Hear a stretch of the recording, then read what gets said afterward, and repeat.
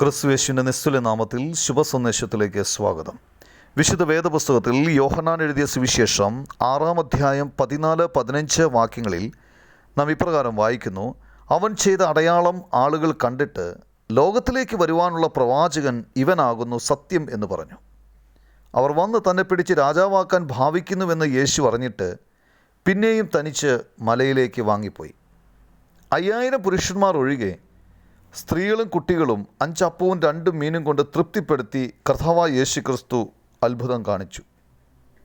അവൻ റോമാക്കാരുടെ അടിമത്തത്തിൽ നിന്ന് അവരെ മോചിപ്പിക്കുമെന്ന് കരുതിയതിനാൽ ആളുകൾ അവനെ രാജാവാക്കുവാൻ ആഗ്രഹിച്ചു. ആരാണ് രാജാവാകാൻ ആഗ്രഹിക്കാത്തത്? പ്രവചനമനുസരിച്ച് യേശു ക്രിസ്തു ഇസ്രായേലിൻ്റെ രാജാവാണ്. എന്നാൽ ഈ വാക്യത്തിൽ നാം വായിക്കുന്നത് ആളുകൾ അവനെ രാജാവാക്കാൻ ശ്രമിക്കുമ്പോൾ അവൻ പോയി എന്നാണ്. എന്തിന്? ഇപ്പോൾ അവൻ വന്നത് മനുഷ്യരാശിയെ അതിൻ്റെ പാപത്തിൽ നിന്ന് വീണ്ടെടുക്കാനാണ്. അവൻ മനുഷ്യൻ്റെ പാപഭാരം വഹിച്ച് കാൽവരി ക്രൂശിൽ യാഗമായി തീർന്നു. മരിച്ചവരിൽ നിന്ന് ഉയർത്തെഴുന്നേറ്റു. മനുഷ്യർക്ക് രക്ഷാമാർഗമൊരുക്കി. അവനിൽ വിശ്വസിക്കുന്നവൻ രക്ഷിക്കപ്പെടുന്നു.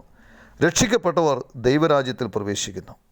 യേശുക്രിസ്തുവിൽ വിശ്വസിച്ച് അവൻ്റെ രാജ്യത്തിൽ പ്രവേശിക്കാൻ നിങ്ങൾ ആഗ്രഹിക്കുന്നുണ്ടോ? ദൈവം അതിനായി നിങ്ങളെ സഹായിക്കട്ടെ. ആമേൻ.